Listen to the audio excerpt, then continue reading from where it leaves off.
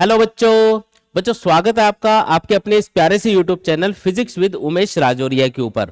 बच्चों, आज का जो सेशन है वो आपके लिए बहुत ही ज्यादा इंपॉर्टेंट होने वाला है, क्योंकि आज हम पिछले 20 इयर्स के जो इंपॉर्टेंट एमसीक्यूज हैं जो 12th बोर्ड एग्जाम में पूछे गए हैं वो हम लोग कवर करने वाले हैं। और चैप्टर है मैग्नेटिज्म एंड मैटर, जो आपके 12th फिजिक्स का चैप्टर नंबर 5 है।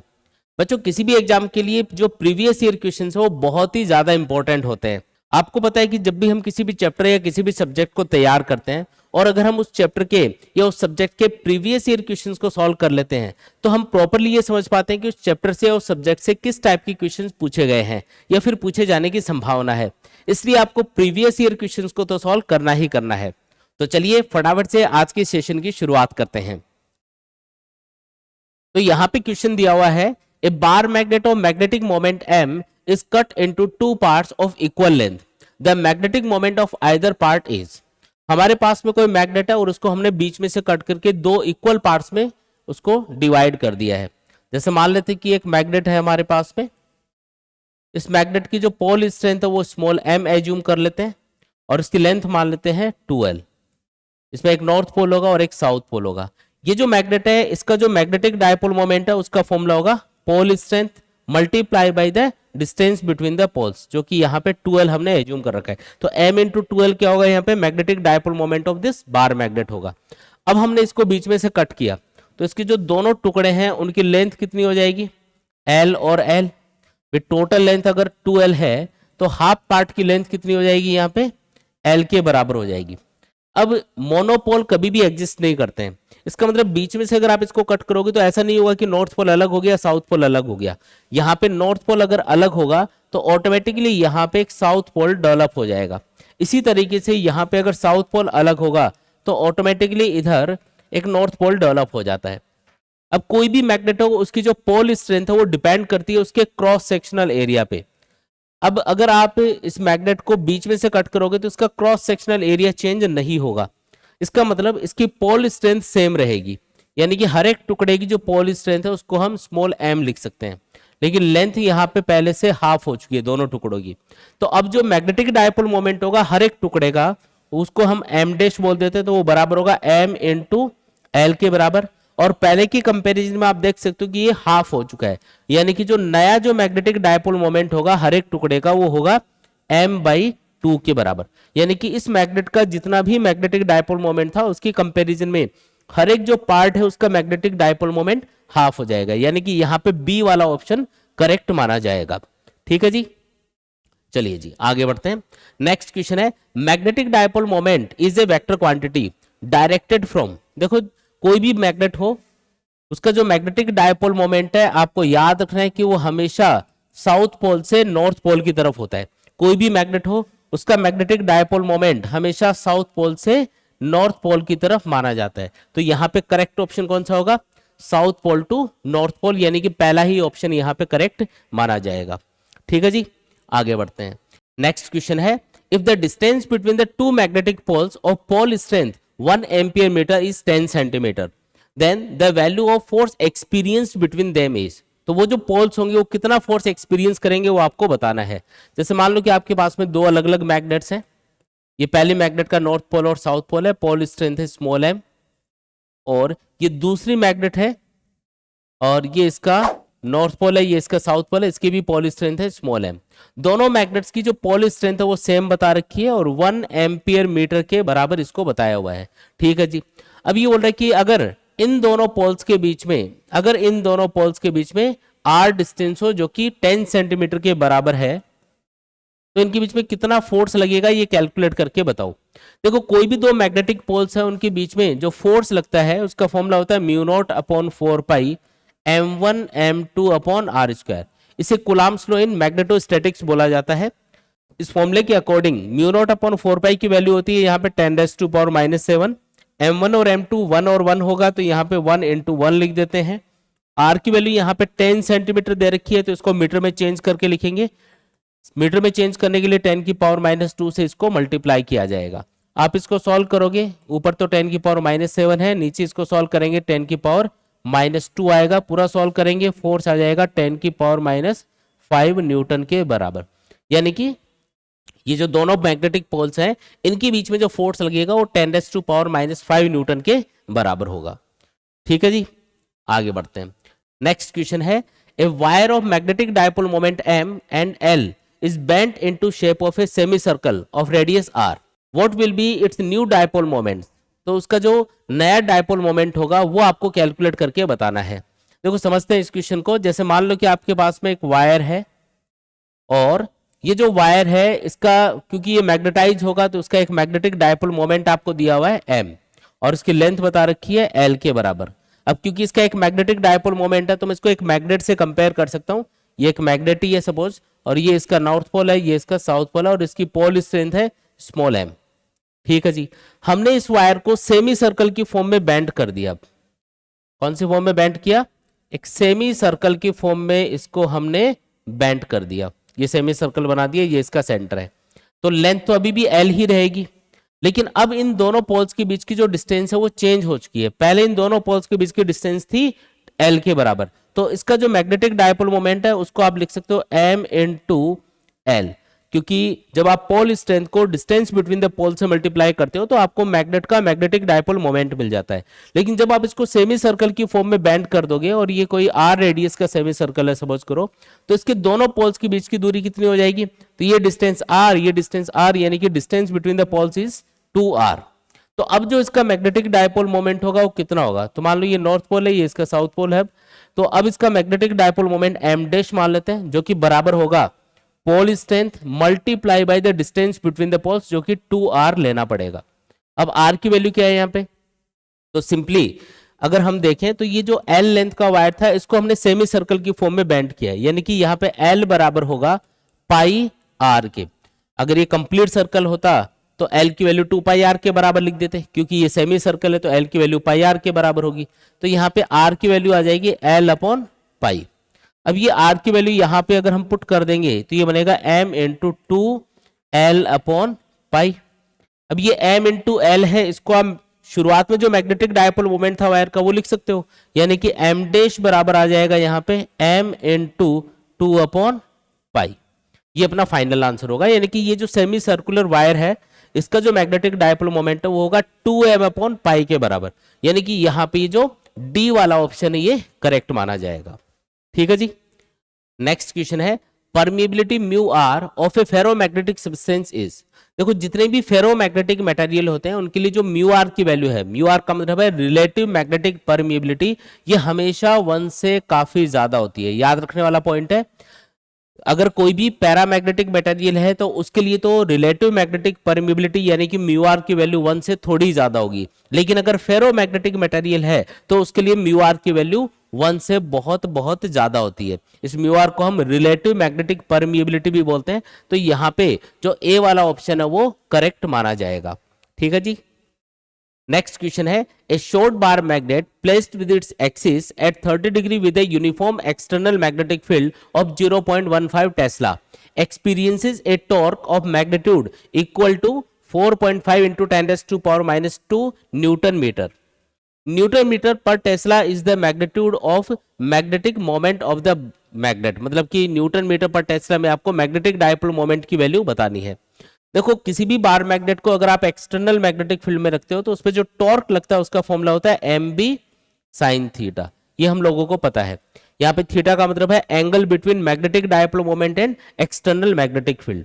हमें पूछा जा रहा है कि m की वैल्यू क्या होगी यहाँ पे, तो हम इसको लिख सकते हैं tau upon b sin theta. अब बस आपको वैल्यू पुट करनी है। देखो यहाँ पे टॉर्क की वैल्यू क्वेश्चन में बता रखी है 4.5 into 10⁻⁻² और b की वैल्यू यहाँ पे दे रखी है 0.15 टेस्ला, और साइन थीटा कितना होगा, तो थीटा की वैल्यू यहाँ पे 30 डिग्री दे रखी है। ये आ जाएगा अपना 4.5 साइन 30 1/2 होता है, 2 ऊपर चला जाएगा, डिवाइडेड बाई 0.15 into 10⁻⁻²। थोड़ा सॉल्व कर लेते हैं। ये आएगा यहाँ पे कैंसिल करने पे 30, यानी कि आएगा 0.6 के बराबर पूरा सॉल्व करने पे, तो 0.6 और न्यूटन मीटर पर टेस्ला ये इसकी मैग्नेटिक डायपोल मोमेंट की यूनिट हो जाएगी। मैग्नेटिक डायपोल मोमेंट की एक और यूनिट होती है वैसे, इसको आप एम्पियर मीटर स्क्वायर में भी लिख सकते हो। तो अपना आंसर होगा 0.6 एम्पियर मीटर स्क्वायर या फिर न्यूटन मीटर पर टेस्ला, यानी कि ए वाला ऑप्शन यहाँ पे करेक्ट माना जाएगा। ठीक है जी, आगे बढ़ते हैं। नेक्स्ट क्वेश्चन है ऐसा unit of pole strength is. देखो कोई भी मैग्नेट है उसकी जो पोल स्ट्रेंथ होती है उसकी ऐसा यूनिट क्या होगी। देखो मान लो कि ये कोई मैग्नेट है अपने पास में, तो आपको याद रखना है कि किसी भी मैग्नेट की जो पोल स्ट्रेंथ होती है, जैसे ये मैग्नेट है, ये इसका नॉर्थ पोल है, ये इसका साउथ पोल है, तो इसकी जो पोल स्ट्रेंथ है दोनों पोल्स के लिए बराबर होगी। और जो पोल स्ट्रेंथ है उसकी ऐसा यूनिट होती है एम्पियर मीटर। और किसी भी मैग्नेट के लिए जो मैग्नेटिक डायपोल मोमेंट होता है कैपिटल एम से, जिसको हम रिप्रेजेंट करते हैं, इसकी ऐसा यूनिट होती है एम्पियर मीटर स्क्वायर, या फिर एक और यूनिट आप इसके लिए यूज कर सकते हो न्यूटन मीटर पर टेस्ला। ठीक है, तो यहाँ पे जो करेक्ट ऑप्शन होगा वो सी वाला ऑप्शन करेक्ट माना जाएगा, क्योंकि आपको पोल स्ट्रेंथ की यूनिट पूछी जा रही है। ठीक है जी, आगे बढ़ते हैं। नेक्स्ट क्वेश्चन है ऐसा unit of magnetic moment is. तो आपको पता है कि जो मैग्नेटिक डायपोल मोमेंट होता है उसकी ऐसा यूनिट होती है एम्पियर मीटर स्क्वायर, या फिर एक और यूनिट आपको याद रखनी है न्यूटन मीटर पर टेस्ला। तो यहाँ पे कौन सा ऑप्शन करेक्ट होगा, तो यहाँ पे बी वाला ऑप्शन करेक्ट माना जाएगा। ठीक है जी, आगे बढ़ते हैं। नेक्स्ट क्वेश्चन है when the intensity of magnetic field is increased 4 times the time period of suspended magnetic needle becomes. देखो कोई भी मैग्नेट है, जब आप उसको किसी भी मैग्नेटिक फील्ड में रखते हो तो उसके ऊपर मैग्नेटिक फील्ड एक टॉर्क अप्लाई करता है और उसको स्टेबल इक्विलिब्रियम कंडीशन में, यानी कि मैग्नेटिक फील्ड की डायरेक्शन में लाने की कोशिश करता है। लेकिन अगर आप उस मैग्नेटिक निडल को या मैग्नेट को आप उस मैग्नेटिक फील्ड की डायरेक्शन से थोड़ा सा टिल्ट कर देते हो, थोड़ा सा घुमा देते हो, तो वापस से वो अपनी इनिशियल पोजीशन में आने के लिए, यानी कि मैग्नेटिक फील्ड की डायरेक्शन में आने के लिए उसके ऊपर एक टॉर्क लगेगा, और उस टॉर्क की वजह से क्या होगा, जो मैग्नेटिक निडल है वो कुछ देर के लिए ऑसिलेशंस करेगी, और उसकी वजह से उसका जो टाइम पीरियड है उसका फॉर्मूला होता है T equal to 2 pi under root I upon M B. I का मतलब है यहाँ पे moment of inertia of the magnet या मैग्नेटिक निडल, एम का मतलब है मैग्नेटिक डायपोल मोमेंट, और बी का मतलब है एक्सटर्नल मैग्नेटिक फील्ड जिसके अंदर आपने मैग्नेटिक निडल या मैग्नेट को लटका रखा है। अब इसने बोला है कि अगर हम जो एक्सटर्नल मैग्नेटिक फील्ड है उसको 4 टाइम्स इंक्रीज कर दे, 4 गुना कर दे, तो आपको बताने कि अब जो उसका टाइम पीरियड है वो कितना हो जाएगा। तो देख सकते हो कि टाइम पीरियड की वैल्यू जो मैग्नेटिक फील्ड है उसके ऊपर कैसे डिपेंड कर रही है, T is inversely proportional to under root of B. यहाँ पे I, M और ये 2 पाई ये सब कांस्टेंट है मैग्नेटिक निडल के लिए, तो यहाँ पे B की वैल्यू आप चेंज कर रहे हो, इसलिए T की value 1 upon under root B के डायरेक्टली प्रोपोर्शनल होगी, या ऐसे बोल सकते हो T की वैल्यू अंडर रूट बी के इनवर्सली प्रोपोर्शनल होगी। यानी कि यहाँ पे हम लिख सकते हैं T1 upon T2 equal to under root of B2 upon B1। ठीक है, अब यहाँ पे जो शुरुआत में टाइम पीरियड है उसके कंपैरिजन में जो टाइम पीरियड है वो कितना हो जाएगा वो हमें फाइंड करना है। जो शुरुआत में टाइम पीरियड है उसको T मान लेते हैं, चलो उसको T बोल दिया। बाद में जो टाइम पीरियड है उसको T2 बोल देते हैं, जो हमें कैलकुलेट करना है। B2 की वैल्यू यानी कि बाद में जो मैग्नेटिक फील्ड है वो 4 टाइम्स हो चुका है, यानी कि आप लिखोगे 4B1 अपॉन B1।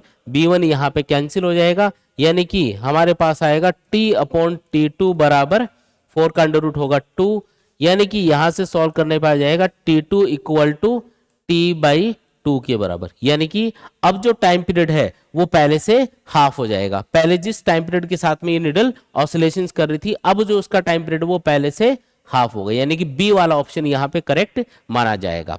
ठीक है जी, आगे बढ़ते हैं। नेक्स्ट क्वेश्चन है मैग्नेटिक लाइंस ऑफ फोर्स। अब इसमें देखो 4 ऑप्शन दे रखे हैं, आपको करेक्ट ऑप्शन चेक करके बताना है। पहला ऑप्शन है ऑलवेज इंटरसेक्ट, दूसरा है आर ऑलवेज क्लोज्ड, तीसरा है do not pass through vacuum, और फोर्थ है tend to crowd far way from the pole of a magnet. देखो याद रखना है कि जो मैग्नेटिक फील्ड लाइंस हैं वो हमेशा क्लोज लूप बनाती हैं, याद रखना है, और कभी भी एक दूसरे को इंटरसेक्ट नहीं करती है। मैग्नेटिक फील्ड लाइन हमेशा क्लोज लूप की फॉर्म में मिलेंगी, यानी कि यहाँ पे जो बी वाला ऑप्शन है ये करेक्ट माना जाएगा। और पहला ऑप्शन इसलिए गलत हो गया क्योंकि कभी भी 2 मैग्नेटिक फील्ड लाइन एक दूसरे को इंटरसेक्ट नहीं करती हैं। इसके अलावा ये वैक्यूम से भी पास हो सकती है, इसलिए थर्ड ऑप्शन भी यहाँ पे गलत हो गया। इसमें लिखा है do not pass through the vacuum, जबकि मैग्नेटिक फील्ड लाइन वैक्यूम से भी या किसी भी मटेरियल से भी पास हो सकती है, कोई दिक्कत नहीं है इसमें। और फोर्थ ऑप्शन भी गलत हो गया यहाँ पे, क्योंकि जैसे कोई भी मैग्नेट का पोल है उससे अगर दूर जाएंगे तो मैग्नेटिक फील्ड लाइन दूर होती जाएंगी, जबकि ये बोल रहा है कि crowd far away from the poles of a magnet, जब ये बोल रहा है कि मैग्नेट के पोल से दूर जाएंगे तो वो पास होती जाएंगी, जबकि वो दूर होती जाती हैं, इसलिए ये ऑप्शन भी यहाँ पे गलत हो जाता है। ठीक है, तो यहाँ पे बी वाला ऑप्शन करेक्ट माना जाएगा। ठीक है जी। नेक्स्ट क्वेश्चन है, if a material placed in a magnetic field is thrown out of it then the material is. देखो तीन टाइप के मैग्नेटिक मटेरियल होते हैं, डाया, पैरा और फेरो। जो डायमैग्नेटिक मटेरियल है उनकी प्रॉपर्टी होती है कि वो हमेशा मैग्नेट से रिपेल होते हैं, यानी कि मैग्नेटिक फील्ड से दूर जाने की कोशिश करते हैं, जबकि पैरा और फेरोमैग्नेटिक मटेरियल हमेशा मैग्नेट से अट्रैक्ट होते हैं, यानी कि मैग्नेटिक या मैग्नेटिक फील्ड की तरफ आने की कोशिश करेंगे। तो अगर ये मटेरियल मैग्नेटिक फील्ड से दूर जाने की कोशिश कर रहा है, इसका मतलब ये कौन सा मटेरियल होना चाहिए, ये होना चाहिए डायामैग्नेटिक मटेरियल, यानी कि यहाँ पे ए वाला ऑप्शन करेक्ट माना जाएगा। ठीक है जी, आगे बढ़ते हैं। नेक्स्ट क्वेश्चन है, the magnetic lines of force inside a bar magnet. अब देखो कोई भी बार मैग्नेट हो, उसके अंदर जो मैग्नेटिक फील्ड लाइन है वो किधर से किधर होती है, वो आपको पूछा जा रहा है। जैसे ये साउथ पोल है मैग्नेट का, ये नॉर्थ पोल है, तो आपको याद रखना है कि किसी भी मैग्नेट के अंदर जो मैग्नेटिक फील्ड लाइन है वो हमेशा साउथ पोल से नॉर्थ पोल की तरफ होती है, और मैग्नेट के बाहर, तो मैग्नेट के बाहर ये नॉर्थ पोल से साउथ पोल की तरफ होती है। ठीक है, ये मैग्नेटिक फील्ड की डायरेक्शन होती है बार मैग्नेट के लिए। तो यहाँ पे जो करेक्ट ऑप्शन होगा, कौन सा ऑप्शन होगा, पहला है डू नॉट एग्जिस्ट, जबकि एग्जिस्ट करती है तो ये तो गलत हो गया। दूसरा है are from north pole to south pole of a magnet, तो ये भी गलत हो गया। Are from south pole to north pole of the magnet, तो आपको इनसाइड द मैग्नेट बताना है, तो साउथ पोल से नॉर्थ पोल की तरफ होती है, यानी कि सी वाला ऑप्शन यहाँ पे करेक्ट माना जाएगा। और फोर्थ है depend upon the area of cross section of the bar magnet. नहीं जी, ऐसा नहीं है। जो मैग्नेटिक फील्ड की डायरेक्शन होती है, चाहे पतली मैग्नेट हो चाहे मोटी मैग्नेट हो, यानी कि क्रॉस सेक्शनल एरिया चाहे ज्यादा हो या कम हो, जो मैग्नेटिक डायपोल मोमेंट है या जो मैग्नेटिक फील्ड की डायरेक्शन होती है बार मैग्नेट के अंदर, वो हमेशा साउथ पोल से नॉर्थ पोल की तरफ ही होती है, यानी कि यहाँ पे सी वाला ऑप्शन करेक्ट माना जाएगा। ठीक है जी, आगे बढ़ते हैं। नेक्स्ट क्वेश्चन है, the magnetic field at a distance R from a short magnet is directly proportional to. जैसे कोई भी आपके पास में शॉर्ट मैग्नेट है, उसके सेंटर से अगर आर डिस्टेंस पे आप मैग्नेटिक फील्ड फाइंड करोगे तो इसका फॉर्मूला होता है mu naught upon 4 pi m upon R cube under root 1 plus 3 cos square theta.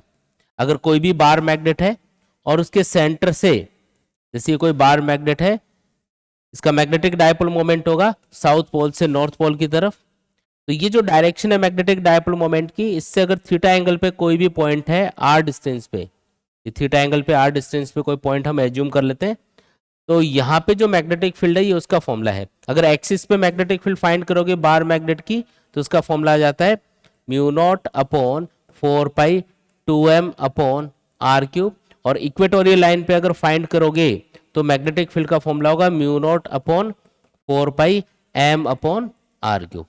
तो आप हर एक फॉर्मूले में एक चीज नोटिस कर रहे हो कि जो मैग्नेटिक फील्ड की वैल्यू है वो आर क्यूब के इनवर्सली प्रोपोर्शनल आ रही है। किसके इनवर्सली प्रोपोर्शनल आ रही है, आर क्यूब के इनवर्सली प्रोपोर्शनल आ रही है। इसका मतलब यहाँ पे जो बी वाला ऑप्शन है वो करेक्ट माना जाएगा। जो मैग्नेटिक फील्ड की वैल्यू है वो आर क्यूब के इनवर्सली प्रोपोर्शनल होती है, या फिर ऐसा बोल सकते हो कि आर की पावर -3 के डायरेक्टली प्रोपोर्शनल होती है, ऐसा भी बोल सकते हैं, एक ही बात है। क्योंकि ऊपर जाएगा तो इसको आप ऐसे भी लिख सकते हो आर पावर -3 के ये डायरेक्टली प्रोपोर्शनल है। ठीक है जी, तो बी वाला ऑप्शन यहाँ पे करेक्ट माना जाएगा। ठीक है बच्चों, काफी बच्चे ये कमेंट करते हैं कि सर हमें नोट्स कहाँ से मिलेंगे। तो बच्चों नोट्स आपको मिलेंगे हमारी ऐप के ऊपर, जिसका नाम है physics with Umesh Rajoria. App के ऊपर आपको फिजिक्स के नोट्स के अलावा केमिस्ट्री और बायोलॉजी के नोट्स भी मिल जाएंगे। नोट्स के अलावा भी आपको बहुत सारी चीजें ऐप के ऊपर मिलने वाली हैं, जैसे आपको हैंड रिटन नोट्स तो मिलेंगे ही, इसके अलावा जितने भी इंपॉर्टेंट PYQs हैं जो हम इस सीरीज में कवर कर रहे हैं वो भी आपको ऐप के ऊपर मिल जाएंगे। इसके अलावा आपको टेस्ट पेपर मिल जाएंगे चैप्टर वाइज, जिससे आप अपनी प्रिपरेशन को चेक कर सकते हो। आपको माइंड मैप और फॉर्मूला बुकलेट्स मिल जाएंगी, जिससे आप बहुत कम टाइम में फिजिक्स, केमिस्ट्री या बायोलॉजी को प्रॉपरली रिवाइज कर सकते हो। इसके अलावा आपको कंप्लीट NCERT सॉल्यूशंस हमारी ऐप के ऊपर मिल जाएंगे। ऐप का नाम आपको याद रखना है फिजिक्स विद उमेश राजौरिया। ये ऐप आप गूगल प्ले स्टोर से भी डाउनलोड कर सकते हो, या एक काम करेंगे, हमारा जो ऐप है इसका जो लिंक है वो मैं आपको इस वीडियो के डिस्क्रिप्शन में शेयर कर दूंगा, वहां से भी इस ऐप को डाउनलोड कर सकते हैं। तो चलिए आगे बढ़ते हैं। नेक्स्ट क्वेश्चन है, which of the following is an example of diamagnetic substance. इनमें से डायामैग्नेटिक मटेरियल का एग्जाम्पल कौन सा है। देखो यहाँ पे कुछ एग्जांपल्स दे रखे हैं, कॉपर, निकल, एल्यूमिनियम और आयरन। याद रखना है कि जो कॉपर है वो एक डायामैग्नेटिक मटेरियल की कैटेगरी में आता है, यानी कि यहाँ पे जो करेक्ट ऑप्शन होगा वो ए वाला ऑप्शन करेक्ट होगा, copper is a diamagnetic material. ठीक है जी। नेक्स्ट क्वेश्चन है, eight which place the earth magnetic field become horizontal. देखो अर्थ का जो मैग्नेटिक फील्ड है उसके लिए आपको याद रखना है कि अर्थ का जो मैग्नेटिक फील्ड है वो पोल्स के ऊपर अर्थ की सरफेस के परपेंडिकुलर होता है, जबकि अगर इक्वेटर पे आप कैलकुलेट करोगे तो अर्थ का जो मैग्नेटिक फील्ड है वो अर्थ की सरफेस के पैरेलल आएगा। यानी कि यहाँ पे जो करेक्ट ऑप्शन होगा वो होगा मैग्नेटिक इक्वेटर, यानी कि जो मैग्नेटिक इक्वेटर है उसके ऊपर अर्थ का जो मैग्नेटिक फील्ड है वो अर्थ की सरफेस के पैरेलल हो जाता है, यानी कि हॉरिजॉन्टल हो जाता है। तो यहाँ पे जो सी वाला ऑप्शन है वो करेक्ट माना जाएगा। ठीक है जी। नेक्स्ट क्वेश्चन है, metals getting magnetised by orientation of atomic magnetic moments in external magnetic field are called. मतलब ऐसे मेटल्स जिनको अगर एक्सटर्नल मैग्नेटिक फील्ड में रख दिया जाता है तो उनके जो एटम्स है, मॉलिक्यूल्स है, वो एक्सटर्नल मैग्नेटिक फील्ड की डायरेक्शन में अलाइन हो जाते हैं और उसकी वजह से वो मैग्नेटाइज हो जाता है। तो ऐसे मेटल्स को हम क्या बोलते हैं? तो इस टाइप के मटेरियल्स को बोला जाता है पैरामैग्नेटिक मटेरियल्स। तो यहाँ पे जो बी वाला ऑप्शन है वो करेक्ट माना जाएगा, क्योंकि जो पैरामैग्नेटिक मटेरियल है उनको एक्सप्लेन करने के लिए हम एटॉमिक या मॉलिक्यूलर थ्योरी यूज करते हैं, जो ये बोलती है कि अगर आप किसी भी पैरा मैग्नेटिक मटेरियल को एक्सटर्नल मैग्नेटिक फील्ड में रखते हो तो उसके जितने भी मॉलिक्यूल्स हैं या एटम्स हैं उनका magnetic dipole moment external magnetic field की डायरेक्शन में अलाइन हो जाता है, जिसकी वजह से वो मैग्नेटाइज हो जाता है। तो यहाँ पे जो करेक्ट ऑप्शन है वो बी वाला ऑप्शन करेक्ट माना जाएगा, यानी कि पैरामैग्नेटिक्स या पैरामैग्नेटिक मटेरियल इनको बोला जाता है। आगे बढ़ते हैं। नेक्स्ट क्वेश्चन है, superconductors are one type of. अब कौन से टाइप का सब्सटेंस होता है सुपर कंडक्टर? तो सुपर कंडक्टर्स के लिए याद रखना है कि ऐसे कंडक्टर्स जिनमें बहुत अच्छे से इलेक्ट्रिसिटी फ्लो हो सकती है उनको सुपर कंडक्टर्स बोला जाता है, और ये डायमैग्नेटिक मटेरियल की कैटेगरी में आता है। मतलब ये डायमैग्नेटिक मटेरियल होंगे, तो ए वाला ऑप्शन यहाँ पे करेक्ट माना जाएगा। जो सुपर कंडक्टर्स है वो एक डायमैग्नेटिक मटेरियल की कैटेगरी में आता है। ठीक है जी। आगे बढ़ते हैं। नेक्स्ट क्वेश्चन है, liquid oxygen remain suspended between two poles of a magnet because it is. देखो दो मैग्नेटिक पोल्स के बीच में जो लिक्विड ऑक्सीजन है वो सस्पेंडेड रहती है, यानी कि उससे अट्रैक्टेड रहती है। तो ये कौन सी कैटेगरी में आती है? तो याद रखना है कि जो लिक्विड ऑक्सीजन होती है या जो ऑक्सीजन है वो एक पैरामैग्नेटिक मटेरियल होती है, इसीलिए ये मैग्नेट से अट्रैक्ट होती है और दो मैग्नेटिक पोल्स के बीच में ये सस्पेंडेड रहती है। तो यहाँ पे जो करेक्ट ऑप्शन होगा वो होगा बी, यानी कि पैरामैग्नेटिक मटेरियल की कैटेगरी में आएगी ऑक्सीजन। ठीक है जी। आगे बढ़ते हैं। Which of the substance show which of the following magnetic property.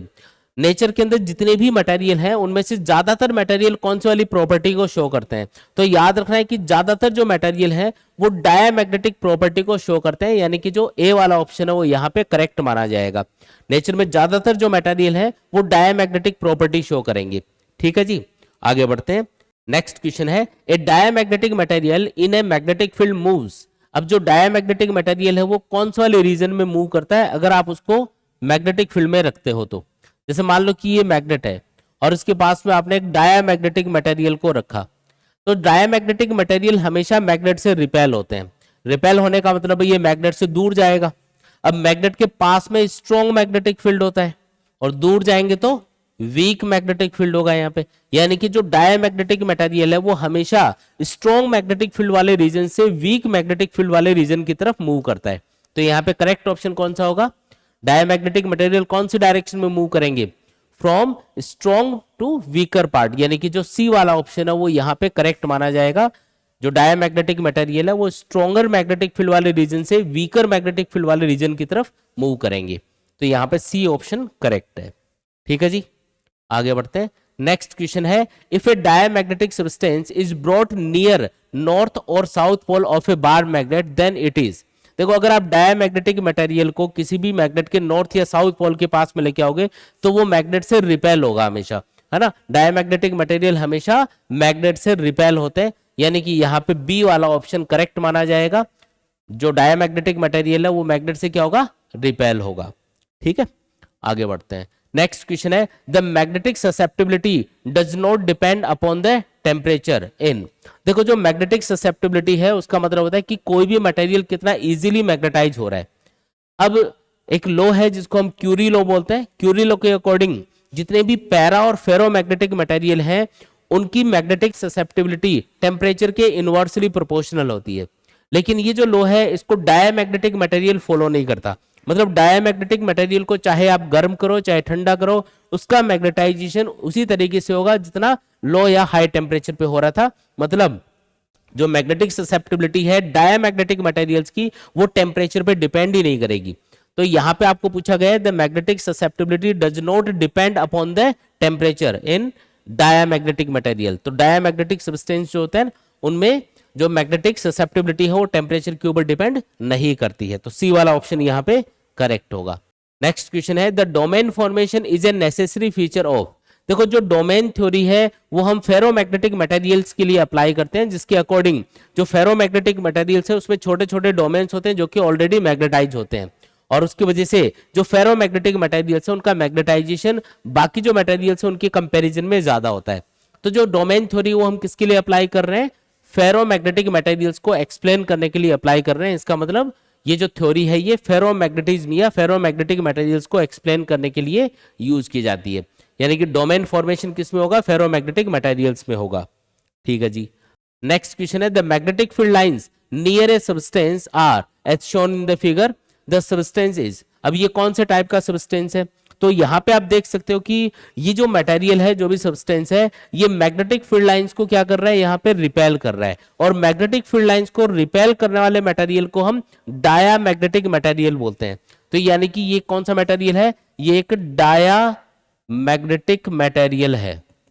अब आपको इनमें से चेक करना है कि कौन सा मटेरियल डायामैग्नेटिक मटेरियल की कैटेगरी में आएगा।